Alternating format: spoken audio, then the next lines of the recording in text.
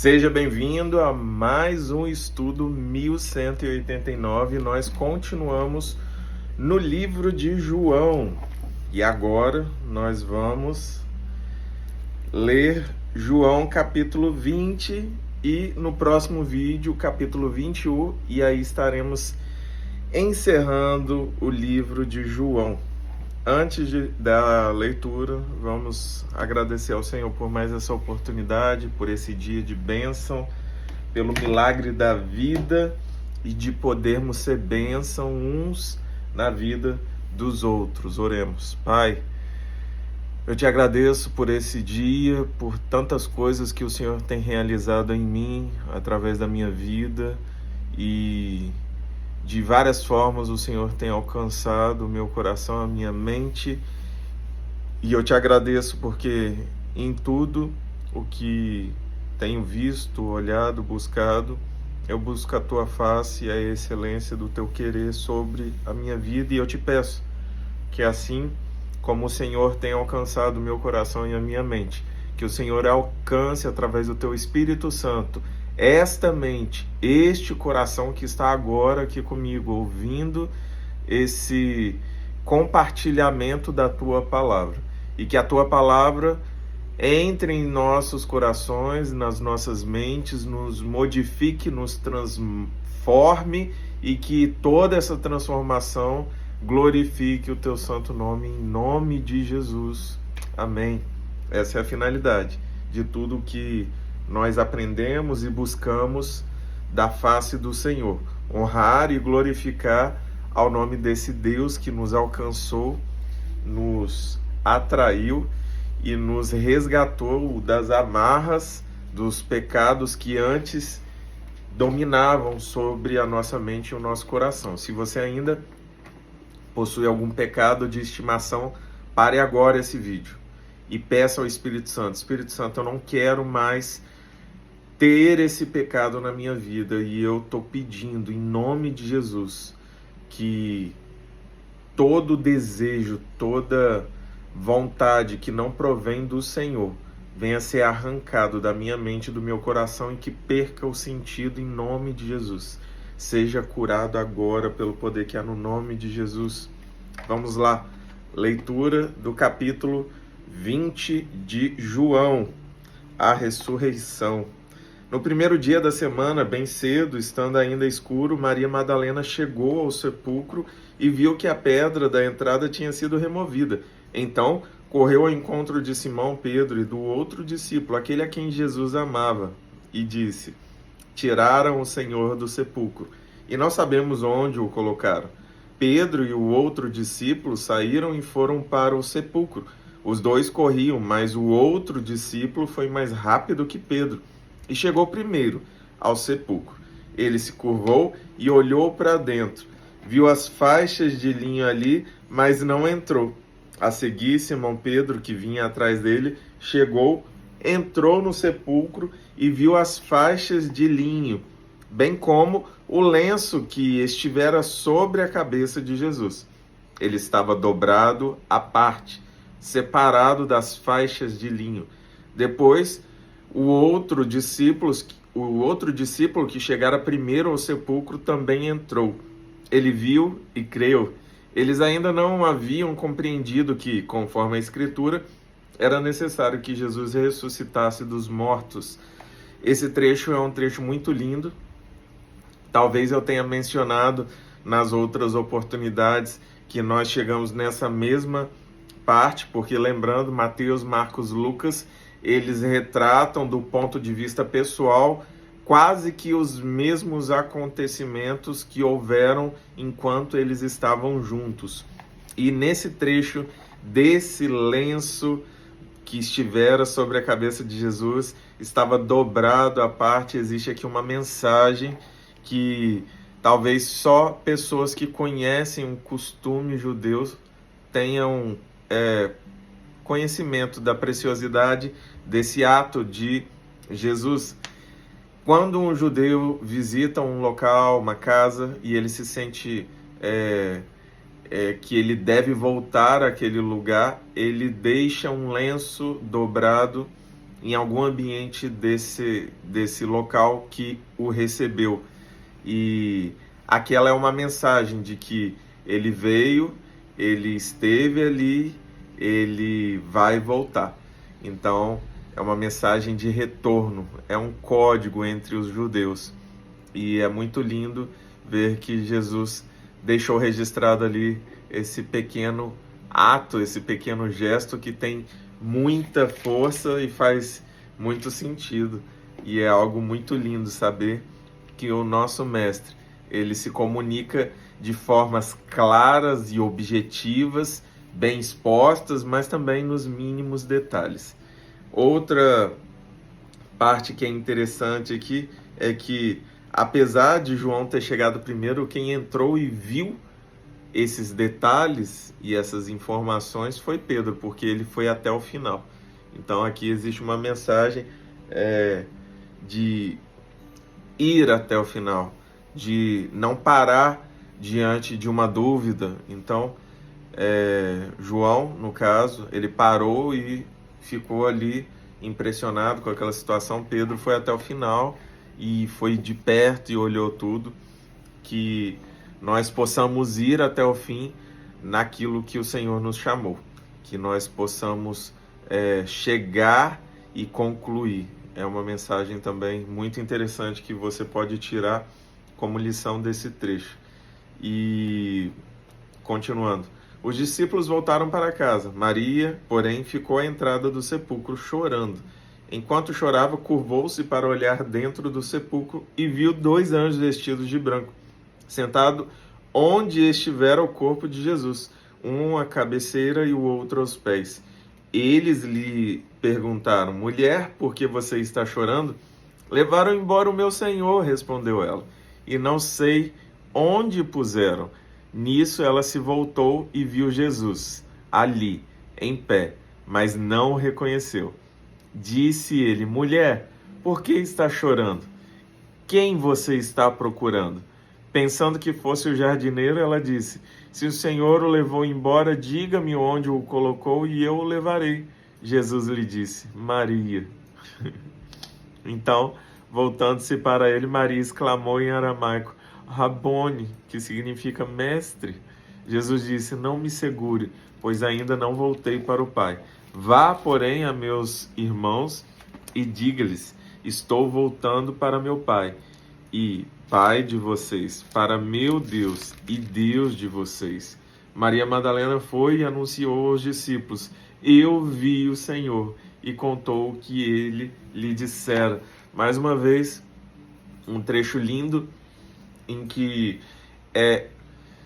a gente não consegue talvez explicar, mas Jesus estava com o corpo glorificado, e essa era talvez a principal razão pelo qual ninguém reconhecia ele quando ele chegava no ambiente.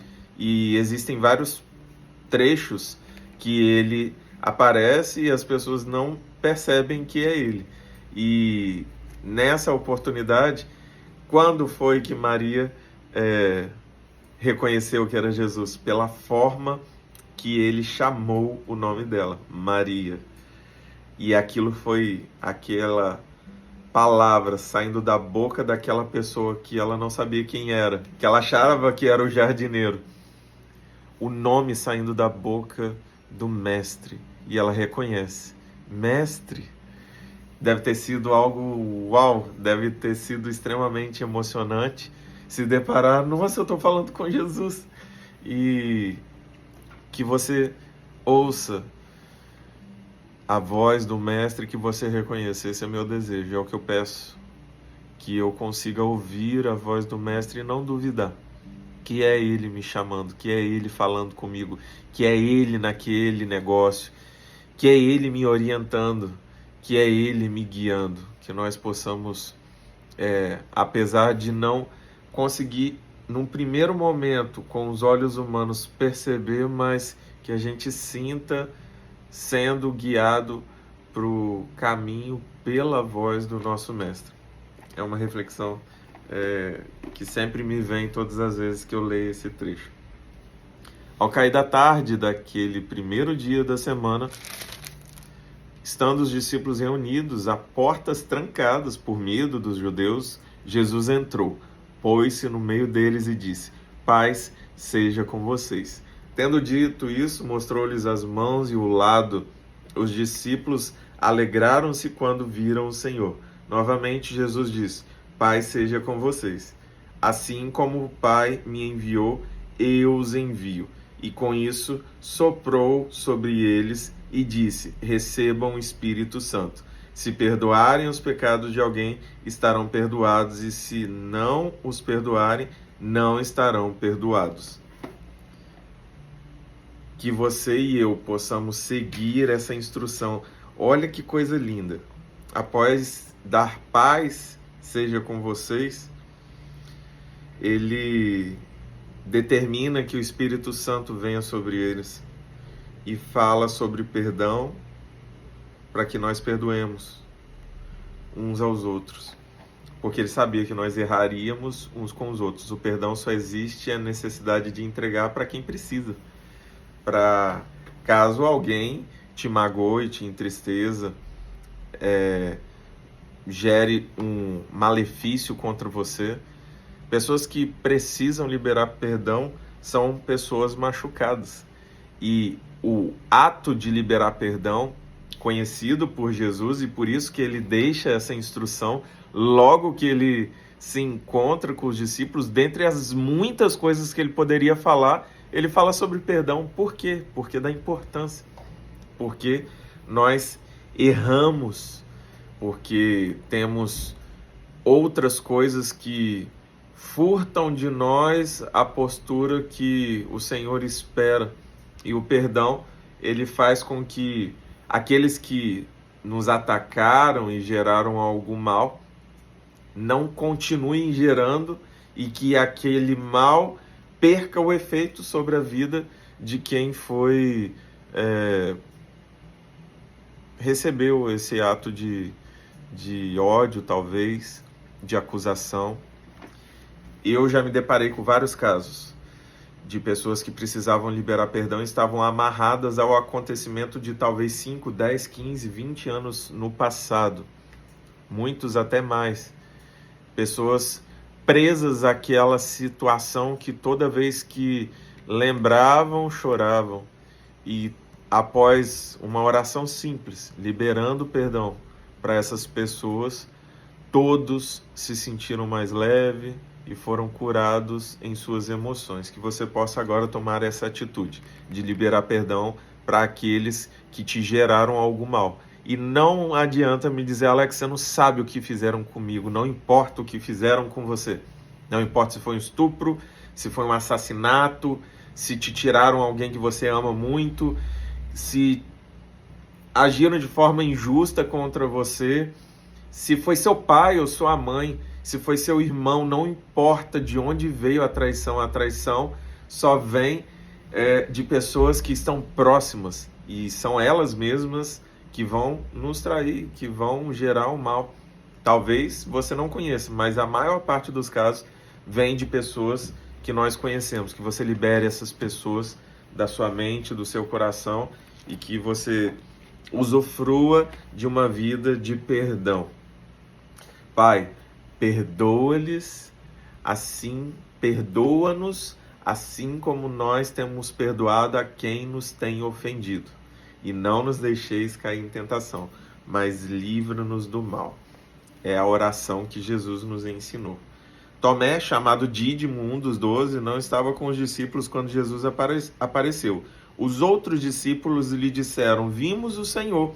Mas ele lhes disse: Se eu não vir as marcas dos pregos nas suas mãos, não tocar o meu dedo onde estavam os pregos e não puser a minha mão no seu lado, não crerei. Uma semana mais tarde, os discípulos estavam outra vez ali, e Tomé com eles. Apesar de estarem trancados as portas, Jesus entrou, pôs-se no meio deles e disse: Paz seja com vocês. E Jesus disse a Tomé: Coloque o seu dedo aqui, veja as minhas mãos, estenda a mão e coloque-a no meu lado. Pare de duvidar e creia. Disse-lhe Tomé: Senhor meu e Deus meu. Então Jesus lhe disse: porque me viu, você creu? Felizes os que não viram e creram. Nós somos felizes, porque apesar de não estarmos lá naquele momento, nós cremos e somos felizes, porque é assim que o Senhor, o Jesus, diz que seríamos. Jesus realizou na presença dos seus discípulos muitos outros sinais miraculosos, que não estão registrados neste livro, mas estes foram escritos para que vocês creiam que Jesus é o Cristo, o Filho de Deus, e crendo tenham vida em seu nome. Crer é o passaporte, é o carimbo no nosso passaporte para a vida eterna. E quem carimba esse passaporte é o próprio Jesus. Então, que nesse momento, seja onde você estiver, você entregue a sua vida a Jesus. Diga a Ele: pode tomar conta da minha mente, das minhas emoções. Eu me torno agora uma pessoa que perdoa, que libera aqueles que me ofenderam, que fizeram mal contra mim, e aceito o Senhor como meu único e suficiente Salvador, para honrá-lo, para viver uma vida que dignifique tudo aquilo que o Senhor fez por mim. E eu quero me tornar excelente em obediência ao Senhor, através da instrução da Tua palavra, que eu vou buscar todos os dias, até que o Senhor volte e me leve para morar contigo, em nome de Jesus. Amém. Faça essa oração e determine salvação sobre a sua vida, sobre o seu lar, em nome de Jesus. Que Deus te abençoe.